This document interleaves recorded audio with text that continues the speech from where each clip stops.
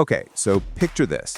I'm sitting in a tiny street-side ramen shop in Tokyo at 2 a.m., slurping up the most incredible bowl of noodles I've ever tasted, and I'm thinking, how did my life become traveling around the world, stuffing my face with the most incredible food humanity has ever created?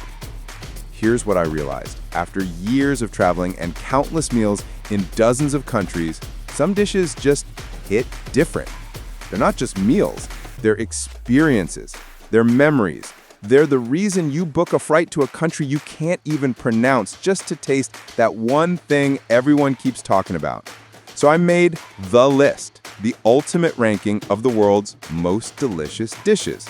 And before you come at me in the comments, just hear me out. This is years of eating, traveling, sometimes getting food poisoning, definitely crying over how good some meals were, and having my entire perspective on food completely transformed. Real quick, if you're someone who gets excited about food, who plans vacations around restaurants, who understands that the best memories are made around a dinner table, then you're my people.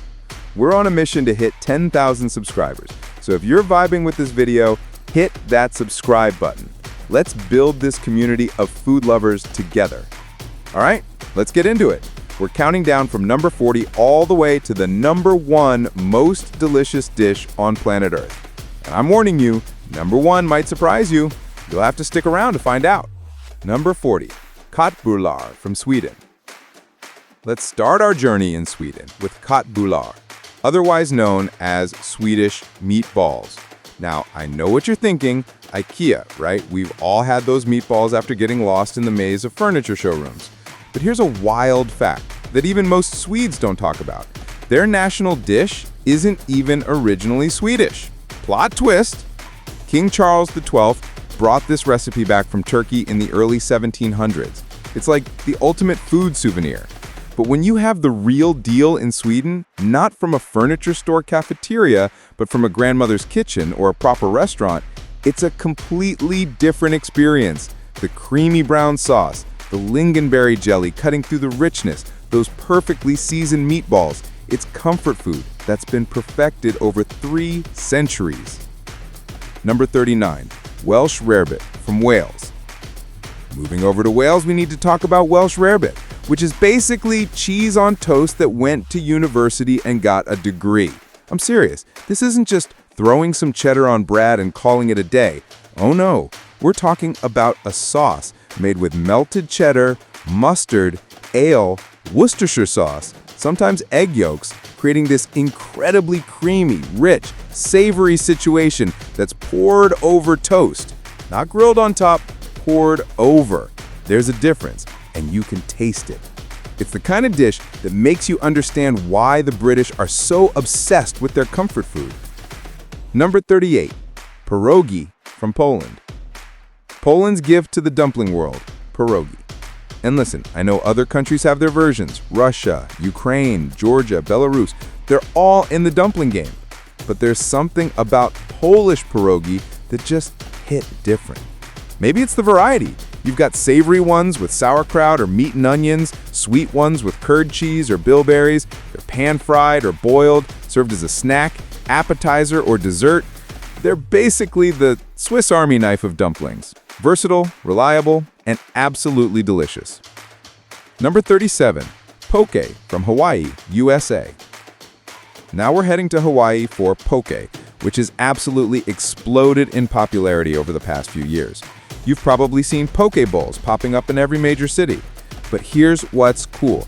This isn't some trendy modern invention. Ancient Hawaiian islanders were making versions of this with fresh fish, sea salt, seaweed, and inamona, which is this traditional relish. It's literally one of the world's oldest recipes that became one of the newest food trends. How's that for staying power? Number 36, Tagine from Morocco. Moroccan tagine is weight. Number 35, dim sum from China. Dim sum in Hong Kong changed my life. I'm not exaggerating. The whole experience of sitting in a traditional tea house, bamboo steamers being brought to your table, trying different dumplings, buns, and rolls. The name literally means touch the heart in Cantonese. And honestly, that's exactly what it does.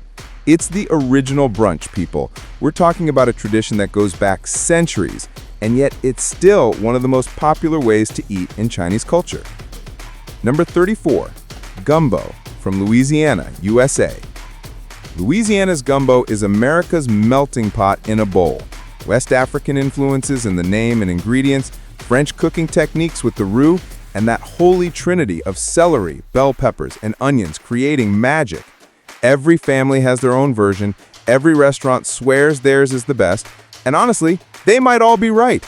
The Creole version, the Cajun version, they're all incredible in their own way. Number 33, Kebab from Turkey.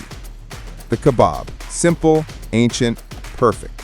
Turkish soldiers cooking fresh meat over open fires, a tradition dating back to the 14th century. And now you can find kebabs everywhere, from street corners in Berlin to fancy restaurants in Dubai. Doner, Adana, testy kebabs, the variety is endless. And yes, we've all had questionable kebabs at 3 a.m. after a night out, but when you have a properly made kebab with quality meat and the right spices, it's transcendent. Number 22, jerk chicken from Jamaica. Jamaica's jerk chicken is heat, smoke, and flavor all coming together in the most beautiful way. That allspice and Scotch bonnet pepper marinade, the smoking process, it creates something that's uniquely Caribbean. You can find jerk huts all over the islands, and each one has their own secret recipe, their own technique. The name might come from the Peruvian word for dried meat, but the dish is 100% Jamaican soul. Number 31, Singapore noodles from Hong Kong. Here's a fun fact, Singapore noodles aren't from Singapore. Mind blown, right? These curry-spiced vermicelli noodles with vegetables, scrambled eggs, and meat are actually from Hong Kong. They're a Cantonese creation that somehow ended up with Singapore in the name. Meanwhile, if you go to Singapore and ask for Singapore noodles, you'll probably get some confused looks. It's like the culinary version of identity theft, but delicious. Number 29, beef Wellington from England. Beef Wellington has had more comebacks than most rock bands. It goes out of fashion, comes back, goes out again, comes back even stronger. Thank Gordon Ramsay for the latest revival. But there's a reason this dish keeps returning. When it's done right, with perfectly cooked beef fillet, that layer of pâté, mushroom duxelles, all wrapped in golden puff pastry, it's absolutely spectacular. It's fancy without being pretentious. Well, maybe a little pretentious, but in the best way. Number 28, Moussaka from Greece. Greek moussaka has layers upon layers of comfort. Creamy bechamel sauce, potatoes, spiced ground meat, eggplant, all baked together into this rich, hearty masterpiece. The Arabs brought eggplant to Greece centuries ago, and the Greeks said, "Thanks, we're going to make something incredible with this." It's perfect for feeding a crowd, and every family has their own version with slight tweaks and secret ingredients. Number 27, Tahdig from Iran. Tahdig is proof that the best part of any dish is often the part people forget about. The name literally means bottom of the pot, and it's that crispy, golden, crunchy rice crust that forms when you cook rice with oil or butter. Iranians fight over who gets the tahdig. It's that good. The contrast between the crispy bottom and fluffy top rice, maybe some saffron in there, it's pure comfort food genius. Number 26, Murgh Makhani from India. Butter chicken, or Murgh Makhani, was literally invented to use leftovers and became one of the most beloved curries in the world. 1950s Delhi, the Moti Mahal restaurant, some brilliant chefs deciding to simmer leftover tandoori chicken in cream, butter, and spices so it wouldn't dry out. That's innovation. That's not letting good food go to waste. And now it's the dish that probably introduced more people to Indian food than any other. Number 25, gnocchi from Italy. Italian gnocchi are these little potato clouds that have no business being as delicious as they are. They've been around since Roman times, but the potato version we know today didn't show up until the 16th century when potatoes arrived in Europe. Making perfect gnocchi is an art. Too much flour, and they're heavy. Too little, they fall apart. But when they're just right, Pillowy and soft with whatever sauce you choose. It's magical. Number 24. Sushi from Japan. Sushi is where I learned that everything I thought I knew was wrong. Most people think it's all about the raw fish, and don't get me wrong, that's important. But the rice is everything. Sushi literally means sour tasting, referring to the vinegared rice. There are 5 main types: nigiri, sashimi, maki, uramaki, and tamaki. Each has its own technique, its own tradition. Watching a sushi master work is like watching a performance artist who you can eat the art from. Number 23. Texas-style barbecue from USA. I know, every state with barbecue tradition is going to come for me. But Texas barbecue is special. Maybe it's those German and Czech influences. Maybe it's the focus on beef, especially brisket. Maybe it's the way they smoke their meats for hours and hours until it's so tender it falls apart if you look at it wrong. Whatever it is, Texas barbecue with all those sides, the slot, potato salad, mac and cheese, fried okra, it's a celebration of American food culture. Number 22. Fish and chips from UK. There's nothing quite like proper fish and chips from a cozy British pub or a beachside shop after a long walk. The origins are a bit murky, maybe Lancashire, maybe London's East End, but wherever it started, the British perfected it. That crispy battered fish, those hot fluffy chips, maybe some mushy peas, definitely some malt vinegar. It's simple, it's perfect, it's Britain on a plate. Number 21. Carbonara from Italy. Roman carbonara is where pasta reaches its peak. Spaghetti with a sauce made from cheese, eggs, and pancetta, topped with Parmesan. Some say it was created after World War II to thank American soldiers when Rome was liberated. Whether that's true or not, carbonara has become iconic. But here's the thing, it has to be done right. The pasta needs to be al dente, the sauce needs to be creamy but not scrambled eggs. The balance has to be perfect. Number 20. Tom Yum soup from Thailand. Tom Yum soup is Thailand in a bowl. Sweet, sour, spicy, all at once. Those shrimp, the lemongrass, lime leaves, fish sauce, a bit of evaporated milk for creaminess. It's complex, but somehow also comforting. The name literally means boiled mixture, which is the most understated description for something this flavorful. If you visit Thailand and don't try Tom Yum, did you even go to Thailand?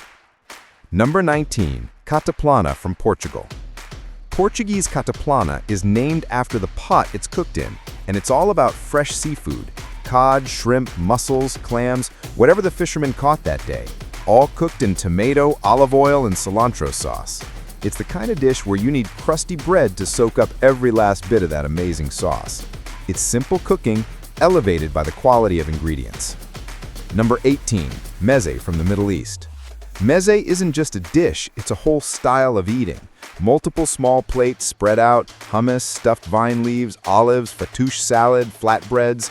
It's meant for sharing, for conversation, for taking your time. Popular in Iran, Turkey, Greece, and across the Middle East, it's the perfect way to try a bunch of different flavors in one meal. It's social eating at its finest. Number 17. Pad Thai from Thailand. Thailand's national dish had to make this list. Pad Thai is everywhere in Thailand, from street carts to rancy restaurants, and every version is slightly different. Rice noodles stir-fried with eggs, tofu, tamarind paste, fish sauce, dried shrimp, palm sugar, red chili peppers, topped with peanuts. Sweet, salty, umami, sour, all in one bite. It's the dish that made Thai food accessible to the world. Number 16. Steak frites from France. Sometimes simplicity is perfection, and steak frites proves it. A good steak, perfectly cooked, with crispy fries and maybe some béarnaise sauce. That's it. That's all you need. French brasseries have been serving this for ages, and there are entire restaurants where it's the only thing on the menu. Le Relais de Venise opened in Paris in 1959 serving just salad, steak, and fries with their special sauce. And they've been so successful, they've expanded internationally. When something is this good, why mess with it? Number 15. Shakshuka from the Middle East. Shakshuka's origins are debated across North Africa and the Middle East, but what's not debatable is how incredible it tastes. Tomatoes and onions reduced down with spices, eggs poached right on top, usually served for breakfast or brunch. The name shakshuka means mixture, which is accurate, but doesn't capture how the runny egg yolk mixes with the spiced tomato sauce, and it's just perfection. It's become a global brunch favorite for good reason. Number 14, tapas from Spain. You can't visit Spain without experiencing tapas culture. Bustling bars, small plates, drinks flowing, conversation everywhere. Gambas al ajillo with that sizzling garlic shrimp, patas bravas with spicy sauce, calamares, croquetas. It's not just about the food, although the food is incredible. It's about the whole experience. It's about going from bar to bar, trying different things, being social. The Spanish understood that eating should be an event. Number 13, Gua Bao from Taiwan. Bao buns exploded in popularity over the past decade, and the Taiwanese one is the one everyone fell in love with. That steamed bun, fluffy and white, filled with pork belly, pickled mustard greens, cilantro, ground peanuts. It's the perfect handheld meal. The buns originated in China, but Taiwan took them and made them iconic. Now you can find bao buns in trendy restaurants worldwide, but the traditional Gua Bao is still the best. Number 12, Boeuf Bourguignon from France. French cooking has this reputation for being complicated and fancy, and Boeuf Bourguignon kinda is, but in the best way. Beef slowly braised in red wine with beef stock, carrots, onions, mushrooms. It takes time, it takes skill, but the result is this super rich, layered dish that's absolutely worth the effort. Julia Child made it famous with the French Chef Cookbook, and it's been a restaurant staple ever since. It's the kind of dish that makes you want to learn to cook properly. Number 11, Peking duck from China. Peking duck has been cooked in Beijing since the imperial era, which means this dish has serious history. The preparation methods have evolved, from closed ovens to hanging ovens during the Qing dynasty, allowing for cooking to order. That crispy skin, the tender meat, served with steamed Chinese pancakes, cucumber, spring onions, and that sweet, salty soybean sauce, it's a production. It's an experience. It's worth every bit of hype. Number 10, Chicken Parmigiana from USA. Chicken parm is one of those dishes that Italian immigrants created in America, and it became huge. Breaded chicken breast, marinara sauce, melted mozzarella, parmesan, provolone, it's comfort food perfection. Somehow it became especially beloved in Australia, where it's pub food royalty. Serve it with spaghetti or a simple salad, and you've got a meal that makes everyone happy. Number 9, Bibimbap from South Korea. Korean bibimbap is beautiful to look at and even better to eat. White rice at the bottom, an arrangement of sliced beef, sautéed and pickled vegetables, various sauces, and a runny egg on top. Originally was eaten on Lunar New Year's Eve to use up leftovers, but now it's a lunch and dinner favorite worldwide. You mix it all together, breaking that egg yolk so it coats everything, and every bite is different but equally delicious. Number 8, paella from Spain. Paella is synonymous with Spanish summers, with outdoor gatherings, with celebration. It started in the 19th century in Valencia, when workers would cook rice and meat over open fires. Traditional versions include chicken and rabbit, while paella mixta adds seafood. There's a saying that there is many variations of paella as there are cooks, and it's true. Everyone has their own technique, their own ingredients, their own opinion on what makes the perfect paella. The debates get heated, but that's part of the fun. Number 7, tacos from Mexico. Mexican tacos, not the hard-shell American version, but real soft corn tortilla tacos, are perfection. The origins trace back to 18th century silver mines in Mexico. Traditional tacos don't have lettuce, tomato, cheese, or sour cream piled on. Instead, they're topped with cilantro, finely diced white onions, and salsa or guacamole. The focus is on the quality of the meat, the freshness of the tortilla, the balance of flavors. Simple ingredients, incredible results. Number 6, Southern fried chicken from USA. Making perfect fried chicken is harder than it looks. The batter, the seasoning, the frying technique, it all matters. The dish has complex origins, possibly starting in Scotland, brought to America by Scottish slaveholders, and transformed by enslaved people who added the spices and seasoning we know today. It's firmly rooted in the American South now, and when it's done right, crispy on the outside, juicy on the inside, properly seasoned, it's one of the greatest foods ever created. Number 5, sausage and mash from UK.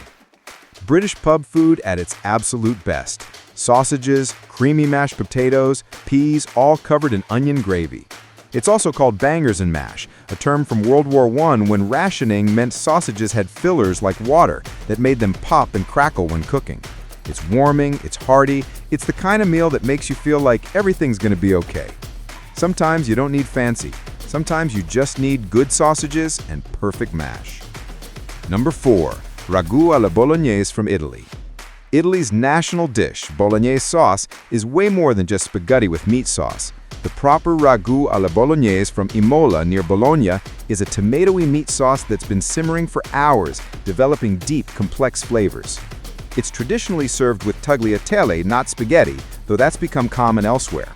It's one of those sauces where every Italian grandmother swears her version is the best, and honestly, they're probably all right. It's a family meal staple worldwide, and for good reason. Number 3. Ramen from Japan. That 2 a.m. ramen shop in Tokyo I mentioned at the start? That's where I understood what ramen could be. It's not just instant noodles in a cup. Real ramen is a rich broth, meat or fish-based, flavored with soy or miso, topped with mushrooms, seaweed, sesame seeds, spring onions, soft-boiled eggs. Regional varieties like tonkotsu from Kyushu or miso ramen from Hokkaido each have their own character. Ramen's popularity has exploded globally in the past decade, and now everyone understands what the Japanese have known forever. Ramen is life. Number 2. The hamburger from USA. The hamburger.